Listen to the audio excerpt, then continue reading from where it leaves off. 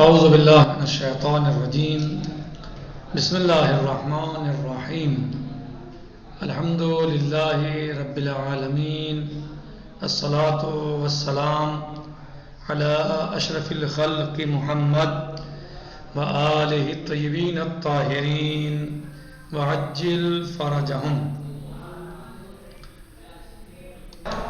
ہماری گفتگو چل رہی ہے سورہ مبارکہ قدر کے بارے میں۔ ہم نے گزشتہ دروس میں بہت ساری باتوں کو بیان کیا اور کل کا جو ہمارا درس تھا اس میں اس چیز کو بتایا گیا کہ شب قدر کو اللہ عز و جل نے مخفی کیوں رکھا۔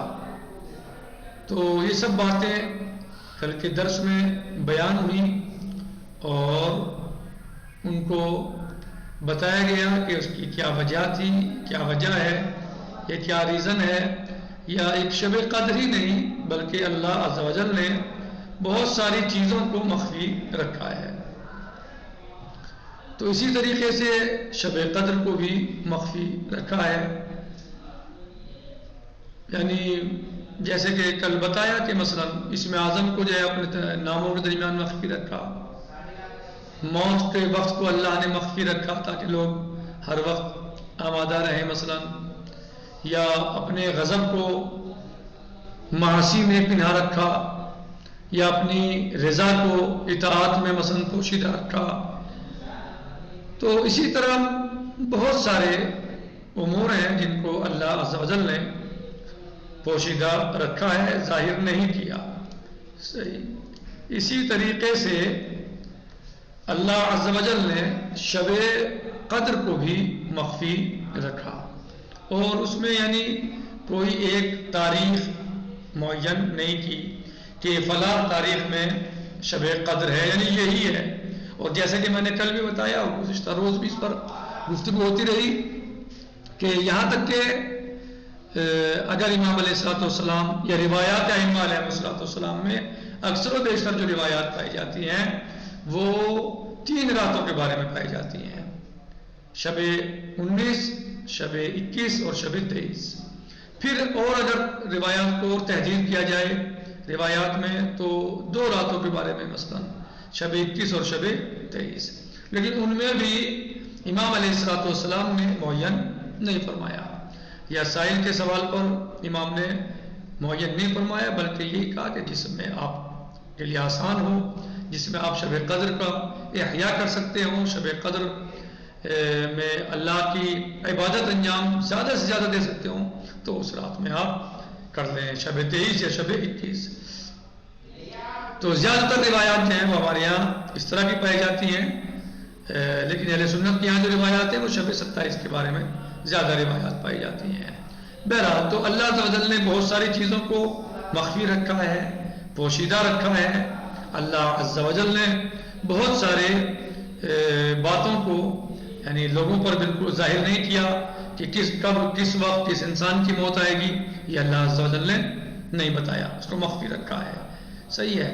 اسی طریقے سے مثلا کس کام میں اللہ کی کسی ایک کام میں اللہ کی رضا پوشیدہ ہے مخصوص، صرف اسے نہیں کیا بلکہ بہت سارے امور ہیں جس میں اللہ کی رضا پوشیدہ ہے، کس میں اس کا غضب مخفی ہے، بہت سارے امور ہیں ایسے۔ تو بہرحال اللہ نے شب قدر کو بھی اسی طریقے سے مخفی رکھا۔ اب ایک سوال اور ہوتا ہے جو چوتھا سوال ہے، وہ سوال یہ ہے کہ کیا شب قدر صرف اس امت میں موجود ہے، صرف اس امت میں شب قدر پائی جاتی ہے، یا اس سے پہلے والی امتوں میں بھی شب قدر موجود تھی؟ شب قدر کیا صرف اسی امت میں ہے یعنی امت محمدیہ میں ہے صرف، یا اس سے پہلے جو امتیں تھیں کیا ان میں بھی شب قدر پائی جاتی تھی، شب قدر موجود تھی؟ تو آیا شب قدر در امتهای پیشین نیز بوده است؟ کیا شب قدر پہلے والی امت پیشین پہلے والی پہلے یعنی در امتائے پیشین پہلے والی امتوں میں نیز بھی پہلے والی امتوں میں بھی بودے است یعنی تھی. کیا شب قدر ان امتوں میں پائی جاتی تھی؟ کہنے ظاہر آیات ان سورہ نشان میں ہے. اس سورہ مبارکہ کی ظاہری آیات سے یہ پتہ چلتا ہے. نشان میں ہے نہیں بتاتی ہیں، پتہ چلتا ہے ان سے یہ نشان ملتا ہے کہ شب قدر مخصوص زمانے نزول قرآن و عصر پیغمبر اسلام صلی اللہ علیہ وآلہ وسلم نہ بودے. کیا پتہ چلتا ہے اس سورہ مبارکہ سے؟ اس سورہ مبارکہ سے یہ پتہ چلتا ہے کہ شب قدر مخصوص نہیں ہے، خاص نہیں ہے نزول قرآن کے زمانے سے یا عصر پیغمبر اعظم محمد مصطفیٰ صلی اللہ علیہ وآلہ وسلم سے، بلکہ ہمیں سال تا پایان جہان تکرار بھی شواد. بلکہ ہر سال، ہمیں سال نہیں ہر سال، تا پایان آخر تک، جہان تا پایان جہان یعنی دنیا کے آخر تک تکرار بھی شواد، اس کی تکرار ہوتی رہے گی اور ہوتی ہے. تعبیر بفعل مضارع یعنی کیسے آپ سمجھیں؟ فعل مضارع کے ذریعے جو تعبیر کی گئی ہے، تنزل الملائکۃ والروح فیہا بإذن ربہم من کل امر سلام ہی حتی مطلع الفجر، یعنی جو فعل مضارع کے ذریعے تعبیر کی گئی ہے کہ دلالت بر استمرار دارد. یہ فعل مضارع کی دلالت کس چیز پر ہوتی ہے؟ فعل مضارع کی دلالت استمرار پر ہوتی ہے. وہم چنین تعبیر ب جملہ اسمیہ، اور اسی طریقے سے جملہ اسمیہ کے ذریعے تعبیر ہوئی ہو. کیا ہے جملہ اسمیہ؟ کیا ہے؟ سلام ہی حتی مطلع الفجر. صحیح. تو یہ جملہ اسمیہ کے ذریعے تعبیر ہوئی ہے کہ نشان دوام است. یہ دونوں چیزیں جو ہیں یہ علامت ہے. نشان یعنی علامت یا پہچان ہے دوام کی. دوام یعنی ہمیشگی، آخر تک یعنی ہمیشہ کی پہچان ہے. یہ نیز گواہ برین معنی است.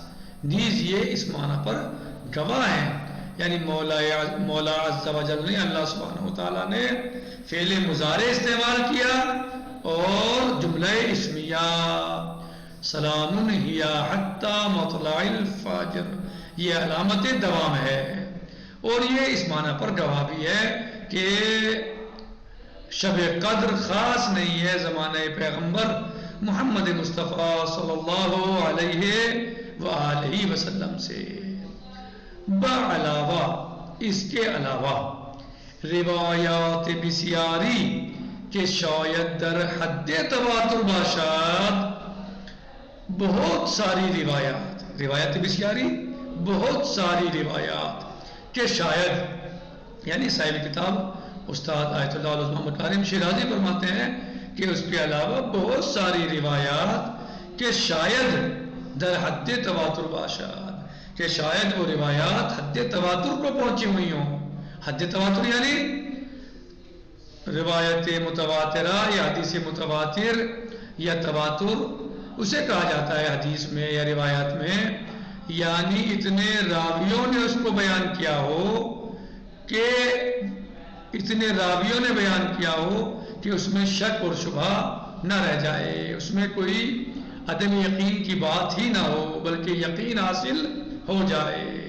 یعنی اتنی مقدار میں راویوں نے بیان کیا ہو، اتنے راویوں نے بیان کیا ہو کہ یقین اور اطمینان حاصل ہو جائے.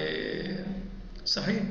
یہ تواتر، اسے تواتر کہتے ہیں حدیث کی اصطلاح میں، یا روایات کی اصطلاح میں اسے تواتر کہتے ہیں.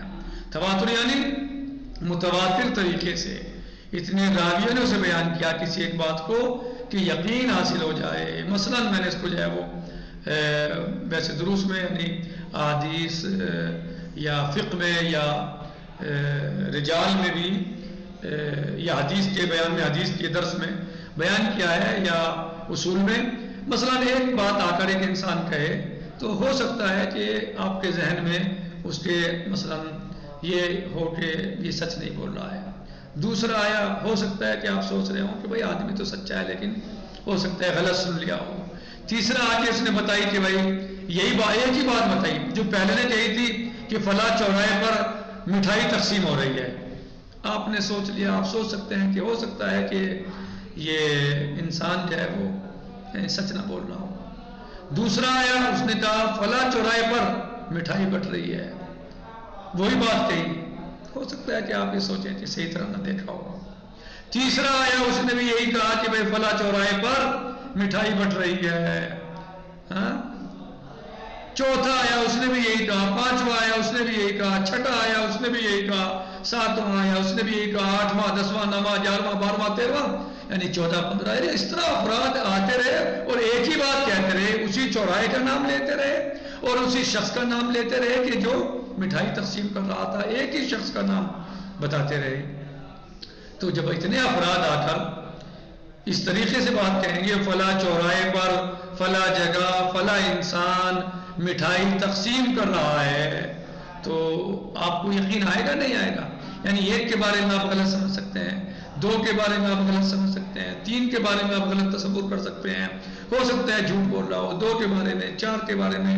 ہو سکتا ہے بھائی سب کی ایک ہی مسکوٹ ہو, ہمارا بیوقوف بنانا چاہتے ہوں یا مذاق کر رہے ہوں. لیکن جب اس قدر افراد آ کر کے آپ کو ایک ہی بات بتائیں, جی ایک ہی بات کہیں, تو یہاں تک کہ آپ کو یقین آ جائے اور آپ سوچنے پہ مجبور ہو جائیں کہ بھائی یہ سب کے سب تو جھوٹے نہیں ہو سکتے, یہ سب کے سب تو میرا بیوقوف نہیں بنا رہے ہیں, یہ سب کے سب تو مذاق نہیں کر رہے ہیں.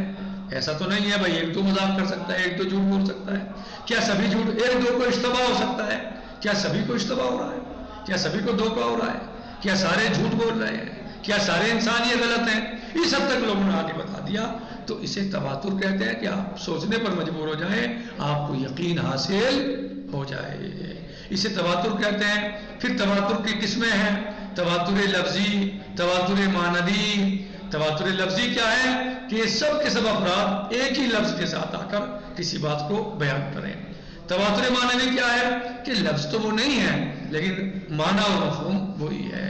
مثلا جیسے روایات میں پایا جاتا ہے, مثلا روایت ثقلین ہے, انی تارک فیکم الثقلین, میں تمہارے درمیان 2 بھاری چیزیں چھوڑ رہا ہوں, ثقیل چیزیں چھوڑے جا رہا ہوں. نبی کریم صلی اللہ علیہ وسلم نے کیا فرمایا, میں تمہارے درمیان 2 بھاری چیزیں چھوڑ رہا ہوں, 2 ثقیل وزنی چیزیں چھوڑ رہا ہوں. کتاب اللہ و عترتی, کہیں کتاب اللہ و اہل بیتی. صحیح, تو کہیں کتاب اللہ و عترتی, کہیں کتاب اللہ و اہل بیتی. مثلا صحیح, ایک مثلا کہیں آیا ہے کہ اللہ کی کتاب اور اپنی عترت, اور کہیں آیا اللہ کی کتاب اور میرے اہل بیت. تو ان باتوں ان دونوں روایتوں میں مثلا جو یہ ان میں روایت میں لفظ تو الگ الگ ہے نا, لفظ تو ایک ہی ہے لیکن لفظ تو الگ الگ ہے, یعنی ایک عترت ہے اور ایک اہل بیت ہے, لیکن معنی ایک ہی ہے. معنی ایک ہی ہے, مطلب ایک ہی ہے. اہل بیت کہہ لیں یا عترت کہہ لیں, معنی ایک ہی ہے. تو یہاں پر تواتر معنوی کہا جا سکتا ہے ایسے کہ تواتر معنوی یعنی الفاظ والو الگ الگ ہیں روایات میں, احادیث میں, لیکن معنی و مفہوم ایک ہی ہے. تواتر لفظی کیا ہے؟ تواتر لفظی کیا ہے؟ تواتر لفظی یہ ہے کہ انسان مثلا لفظ بھی وہ ایک ہی ہو اور معنی بھی ان کے مثلا وہی ہو, لفظ بھی وہی ہو اور معنی بھی وہی ہو. جیسے روایت غدیر میں یا حدیث غدیر میں آپ سب سنتے ہیں اور پڑھتے ہیں اور بیان کرتے ہیں, من کنت مولا فہذا علی مولا. ایک ہی لفظ ہے اور معنی بھی وہی ہے, ایک ہی معنی ہے. صحیح ہے, یعنی لفظ کے اعتبار سے یعنی لفظ جو ہے سب کے ایک ہی ہے. من کنت مولا فہذا علی مولا, جس راوی نے بیان کیا اس نے یہی کہا من کنت مولا فہذا علی مولا, من کنت مولا فہذا علی مولا, یعنی یہی لفظ آ کے استعمال کیا, سب نے یہی بتایا. تو یہاں پر سب کے سب راویوں کے لفظ الفاظ ایک ہی ہے. وہ کیا ہے؟ من کنت مولا, قال رسول اللہ صلی اللہ علیہ وآلہ وسلم من کنت مولا فہذا علی مولا. تواتر معنوی میں لفظ الگ الگ ہوتے ہیں اور معنی ایک ہوتے ہیں، جیسے میں نے حدیث ثقلین کی مثال دی۔ تواتر لفظی میں لفظ ایک ہی ہوتا ہے، لفظ الگ الگ نہیں ہوتے۔ تواتر معنوی میں لفظ الگ الگ ہوتے ہیں، معنی اور مقصد ایک ہوتا ہے۔ اہل بیت کہہ لیجئے یا عطرت کہہ لیجئے، ایک ہی مطلب ہے۔ لیکن تواتر لفظی میں الفاظ ایک ہوتے ہیں، جو لفظ ایک راوی نے استعمال کیا آ کے بتایا، وہی دوسرے نے، وہی تیسرے نے، وہی چوتھے نے، وہی پانچویں نے، جو بھی راوی آیا اس نے یہ بتایا کہ نبی کریم محمد مصطفیٰ صلی اللہ علیہ وسلم نے غدیر خم کے میدان میں 18 ذی الحجہ کو اپنے ہاتھوں پر علی علیہ السلام کو بلند کیا اور فرمایا من کنت مولا فہذا علی مولا، من کنت مولا فہذا علی مولا۔ سب نے یہی بتایا، جتنے راوی آئے سب نے یہ بتایا، تو یہ تواتر لفظی ہے۔ صحیح، تو نتیجتاً یہ بات بہرحال بیچ میں آ گئی تھی، تو میں یہ کوشش کرتا ہوں کہ جو لفظ بیچ میں آئے وہ شرح طلب ہو، اور اگرچہ اس کی شرح کتاب میں موجود نہ بھی ہو یعنی، لیکن میں چاہتا ہوں کہ اس کو وضاحت کے ساتھ بیان کروں تاکہ عزیز طلاب اس کو اچھے طریقے سے سمجھ سکیں۔ اگر میں صرف ترجمہ کر کے گزر جاؤں کہ تواتر باشد یعنی حد تواتر تک وہ ہے، تو شاید آپ نے سمجھے تواتر کا ترجمہ ہو گیا، بات ختم ہو گئی، لیکن اسی لیے وضاحت کی تاکہ آپ اچھے طریقے سے سمجھ سکیں۔ نیز ان معنارا تائید میکنات، یعنی روایات بھی، جو روایات حد تواتر تک پہنچی ہوئی ہیں وہ بھی ان معنی کی تائید کرتی ہیں، یعنی کہ کن معنی کی کہ لیلۃ القدر نبی کریم محمد مصطفیٰ صلی اللہ علیہ وسلم کے زمانے سے خاص نہیں ہے، بلکہ اس میں دوام اور استمرار پایا جاتا ہے۔ نکتفی علی ھذا المقدار، باقی غداً سے جی انشاءاللہ، والحمد للہ رب العالمین۔ السلام علیکم ورحمۃ اللہ وبرکاتہ، فی امان اللہ۔